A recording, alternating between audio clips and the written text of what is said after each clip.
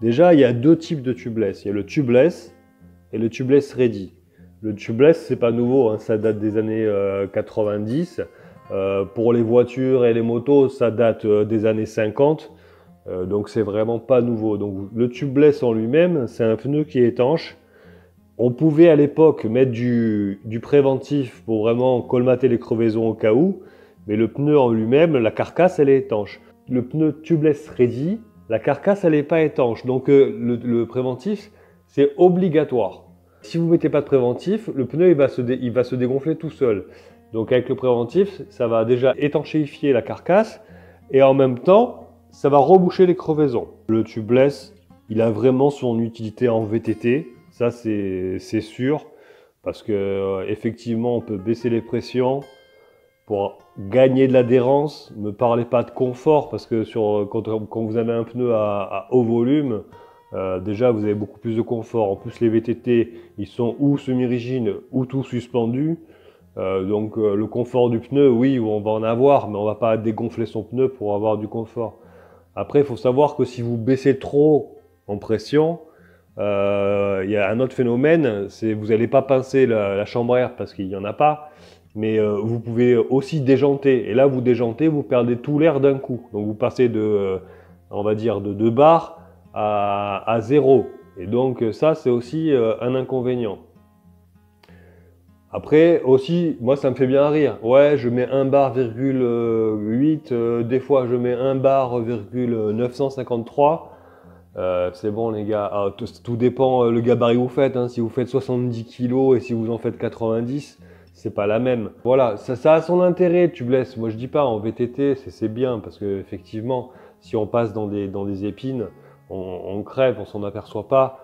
Mais ça a aussi beaucoup d'inconvénients. Et là, c'est là où je veux en venir. C'est que pour faire du vélo, du gravel, la route, c'est même pas la peine. La route, vous me prenez une chambre à air et des rustines et tout va bien. Ou alors vous roulez en boyau. Si vous voulez vraiment être ultra léger, ultra efficace, vous mettez des boyaux et là, vous faites de la compétition et tout va bien. Alors pourquoi je suis en chambre à air? Parce que ma paire de pneus, elle coûte 24 €. Une chambre à air, ça coûte entre 3 et 5 €. Donc quand je pars rouler, ben, je pars avec 3-4 rustines et une chambre à air. Et en fait, je crève jamais, quoi. Sauf, voilà, il suffit de passer dans des ronces ou vraiment des épines. Et là, c'est la catastrophe. Hein, c'est la catastrophe. Vous crevez. Mais sinon, ben voilà, pour, je vous dis, 20 €, 24 € les deux pneus. Les chambres à air, bon, elles sont d'origine. Vous en achetez une, vous la mettez dans votre sacoche. 4 ou 5 €. Donc voilà, on est grosso modo à 30 €, quelques rustines, voilà, 35 €. Et vous partez rouler pendant des milliers de kilomètres. Vous allez mettre du tubeless. En comparaison avec le tubeless. Parce qu'il y en a qui disent, ah non, mais le tubeless c'est le top, c'est même pas comparable. Alors déjà, les tubeless, c'est minimum 40 € le pneu, minimum. Il y en a deux, 80. Vous rajoutez les deux valves, 10 € la valve. On est à 100 €. 100 €. Vous rajoutez le préventif. Le préventif, je ne sais pas, il doit y avoir tous les prix. Ça doit être au moins entre 15 et 20 balles. Donc là, on est déjà à 120 €. 120 €. Quand vous allez partir rouler, en cas de crevaison, si ça ne se rebouche pas, parce que si c'est une petite épine, ça va se reboucher. Mais sinon, si c'est un trou plus gros, il faut prendre une chambre à air, des mèches, peut-être des rustines intérieures. Après, sans parler que si vous avez un problème où il faut changer le pneu, déjanter, sans compresseur au bord de la route, jamais vous remontez votre pneu. Sauf si vous avez une chambre à air, mais dans ce cas-là, ça sert à rien. Vous prenez directement les chambres à air et puis c'est tout. Sans compter que le tubeless, il faut regonfler toutes les semaines. Hein. Toutes les semaines, si vous ne regonflez pas, vous avez perdu 1 ou 2 bars dans le pneu. Bon, après, c'est sûr, vous allez me dire, moi, je roule à 1,250 grammes. Enfin, voilà, quoi. Je veux dire, toutes les semaines, tu regonfles.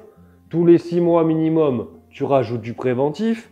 Mais tu passes ton temps à t'occuper de ton tubeless. Alors oui, je dis pas, celui qui fait de la compétition, il faut qu'il prenne du tubeless parce que voilà, il va partir, il va rouler, s'il crève, il ne va pas s'en apercevoir, il fait sa sortie, il rentre et tout va bien. Mais celui qui roule, qui a plusieurs vélos, qui roule occasionnellement, franchement, la chambre à air, c'est la simplicité, quoi. Faut arrêter, quoi. Enfin, vous n'allez pas me dire qu'il y a du frottement, du ci, du là. Moi, je mets des chambres à air, j'ai plusieurs vélos.